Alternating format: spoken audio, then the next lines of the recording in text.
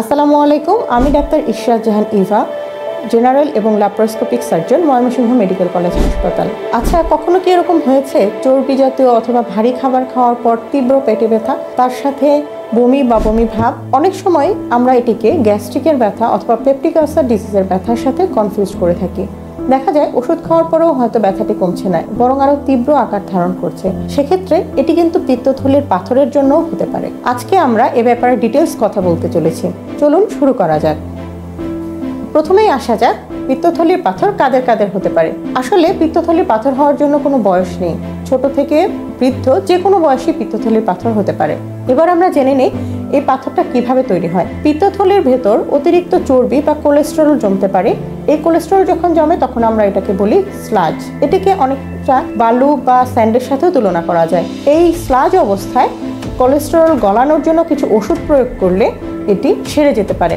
কিন্তু এই স্লাজ অবস্থায় বা কোলেস্টেরলের এই কালেকশনের মধ্যে যদি ক্যালসিয়াম এসে জমা হয় তখন এটি পাথরে রূপান্তরিত হয়, যা ওষুধের মাধ্যমে চিকিৎসা করে সারানো সম্ভব নয়। পিত্তথলির পাথর হলে আসলে ভয়ের কিছু নেই। দেখা যায় মাত্র 20% রোগীর ক্ষেত্রে পিত্তথলির পাথরের উপসর্গ থাকে। হয়তো কোনো কারণে আল্ট্রাসোনোগ্রাম করতে গিয়েছেন, অন্য কোনো রোগের কারণে দেখা গেল পিত্তথলিতে পাথর আছে, কিন্তু পিত্তথলিতে পাথর থাকলে সবারই কি অপারেশন করতে হবে? দেখা গিয়েছে যাদের পিত্তথলির পাথর ও উপসর্গ আছে তাদের ক্ষেত্রে অবশ্যই অপারেশন করতে হবে।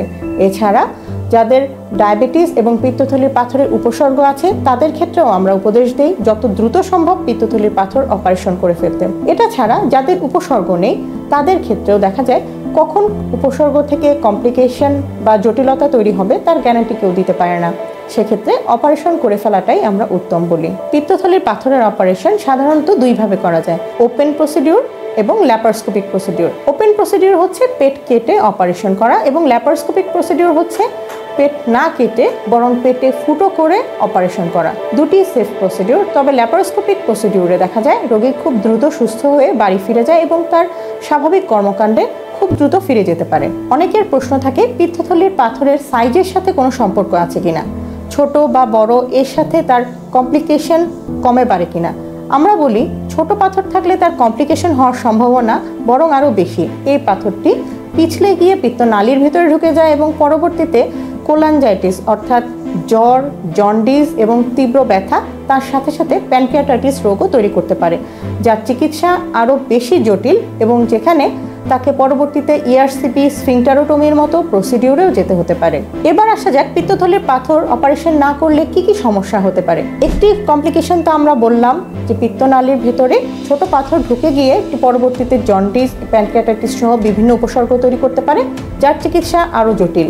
এবং অনেক লম্বা সময় ধরে থাকলে দেখা যায় পিত্তথলির পাথর থেকে ক্যান্সার হওয়ার প্রবণতাও বাড়তে পারে। তাই যে রোগ আসলে ওষুধে সারবে না তার প্রতি অবহেলা না করে যত দ্রুত সম্ভব অপারেশন করে ফেলাই উত্তম। পিত্তথলির পাথর হওয়াকে প্রতিরোধ করার আসলে কোনো উপায় নেই, তবে লাইফস্টাইল মডিফিকেশন করা, খাদ্যাভ্যাসের পরিবর্তন, নিয়মিত ব্যায়াম করা, খাবারে ফাস্ট ফুড বা রেডমিট জাতীয় খাবারের পরিমাণ কমিয়ে শাকসবজি, পানির পরিমাণ বাড়ানো এবং চর্বি জাতীয় খাবার কম খাওয়া, এগুলো প্রোটেক্টিভ ফ্যাক্টর হিসেবে কাজ করে।